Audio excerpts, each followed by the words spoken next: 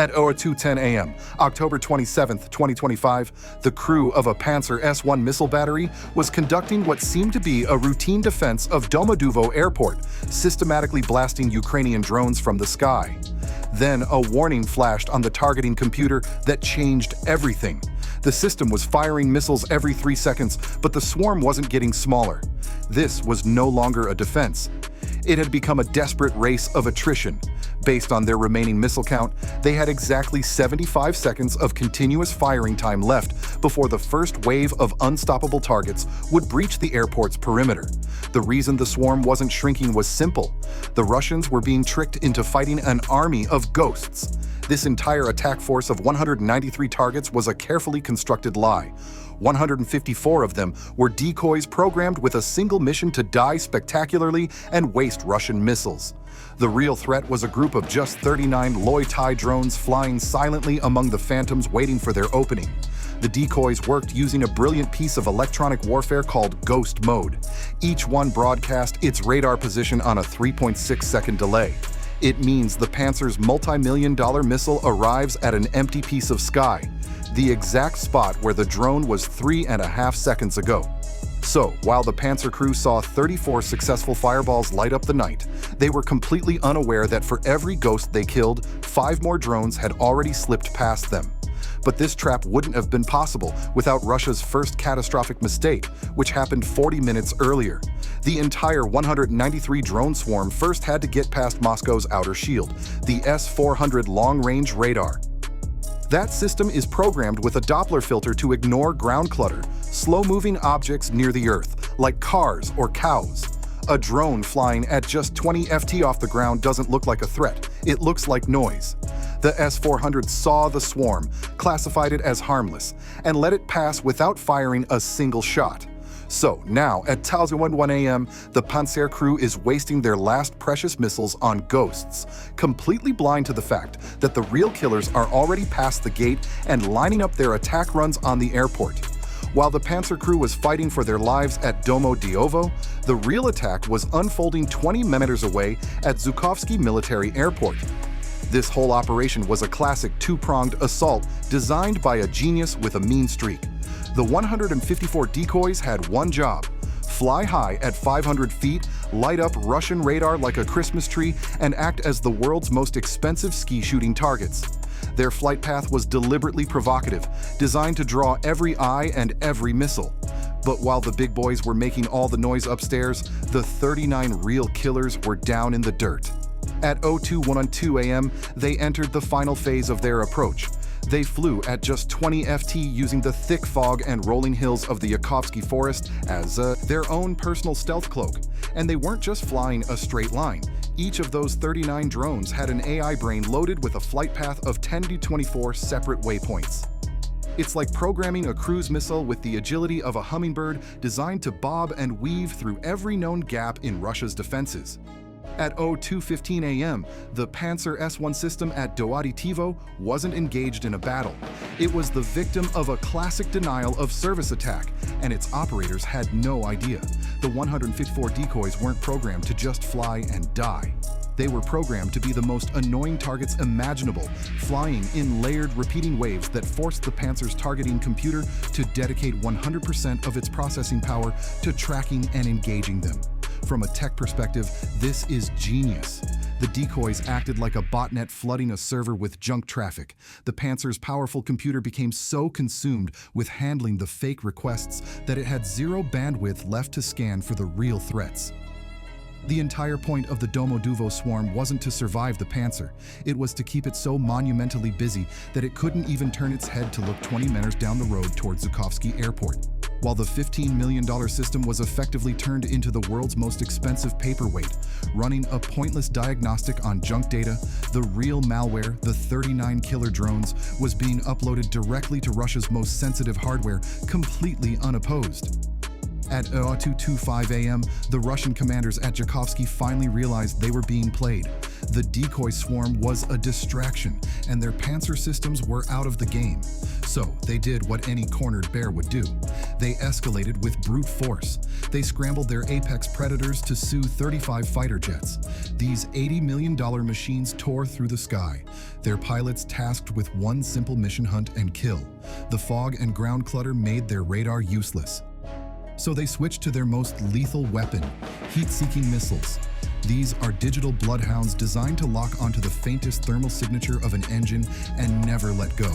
The pilots ripped through the fog, scanning for the 39 Lyutyi drones.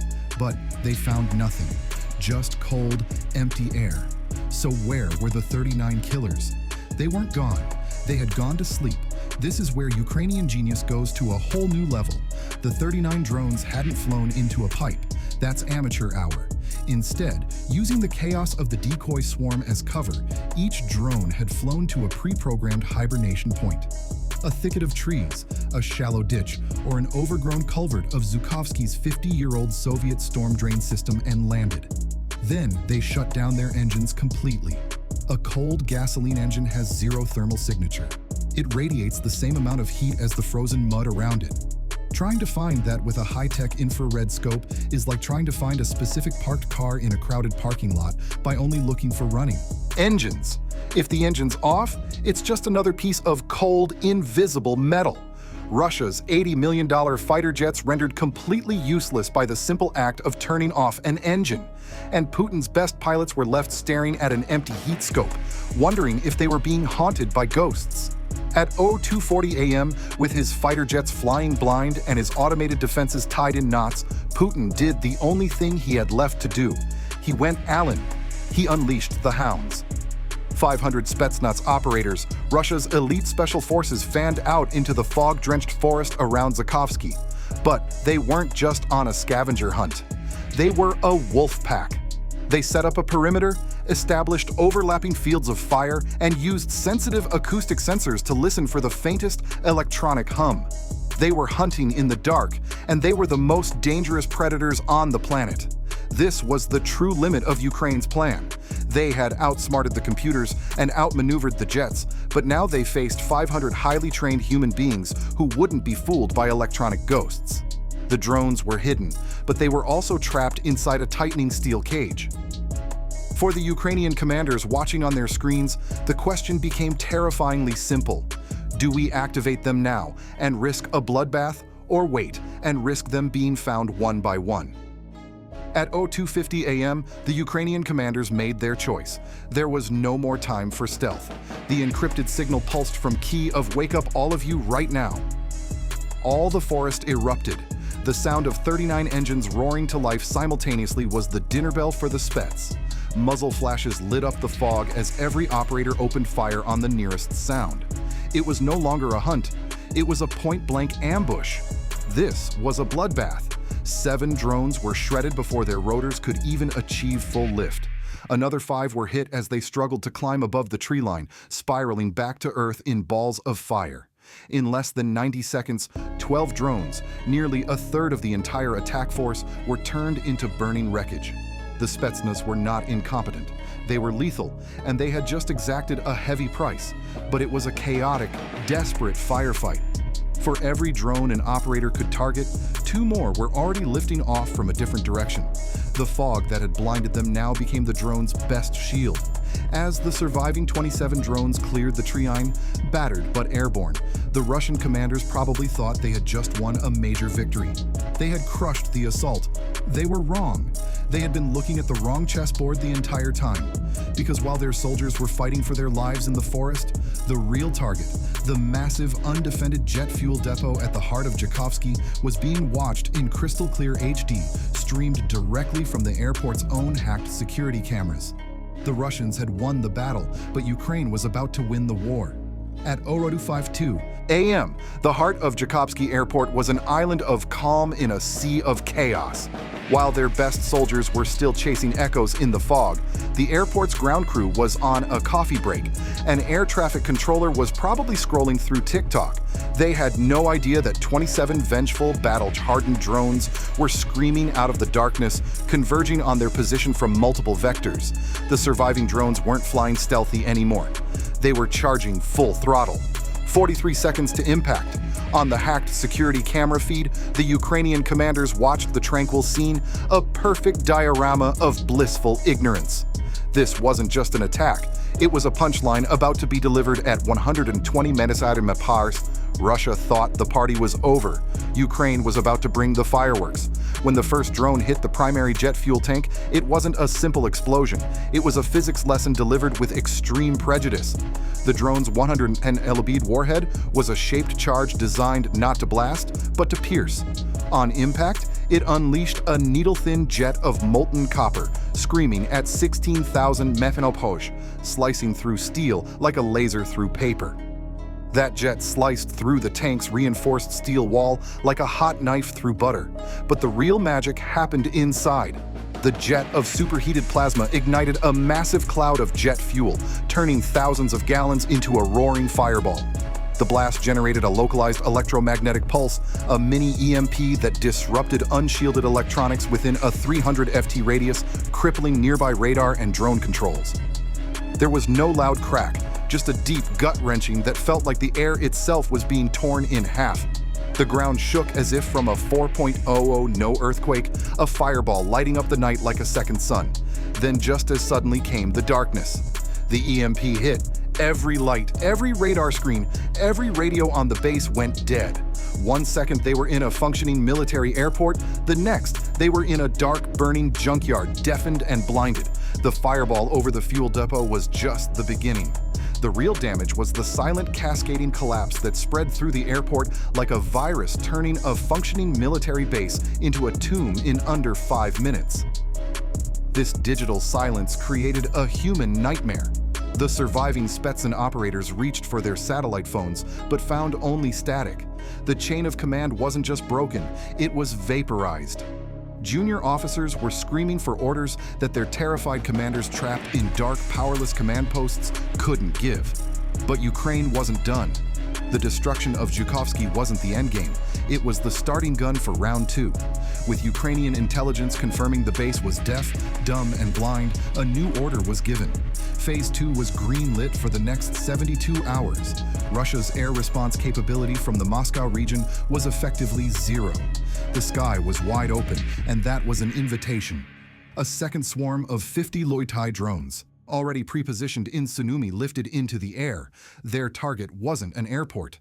It was the vulnerable supply convoys now stuck on the highways leading to Moscow, completely exposed and with no air cover.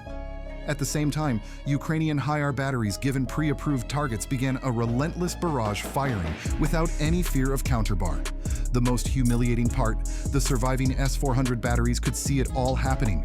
Their screens slowly coming back online could see the HIMARS launches. They could see the second drone swarm. But without orders from a functioning command center, they were legally and functionally paralyzed.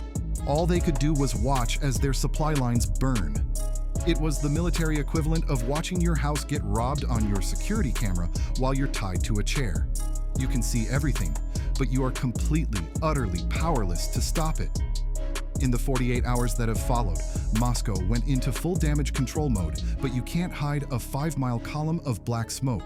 Satellite imagery posted by OSINT analysts confirmed the catastrophic damage. Russian state media went completely silent on any incident in the Bryansk region, but the clearest evidence came from the flight trackers. Over 100 international flights were canceled as Vnukovo and Zhukovsky were turned into giant smoking parking lots. But the real story isn't about the burning fuel or the canceled flights. This operation burned the entire Russian military doctrine to the ground. It proved that a concrete fortress defended by billion-dollar radar systems could be brought to its knees by a couple dozen $5,000 drones and a 50-year-old storm drain. And the timing was everything. This happened right as a new administration in Washington was threatening to cut aid, forcing Ukraine to prove it could fight and win on its own. This strike was their answer.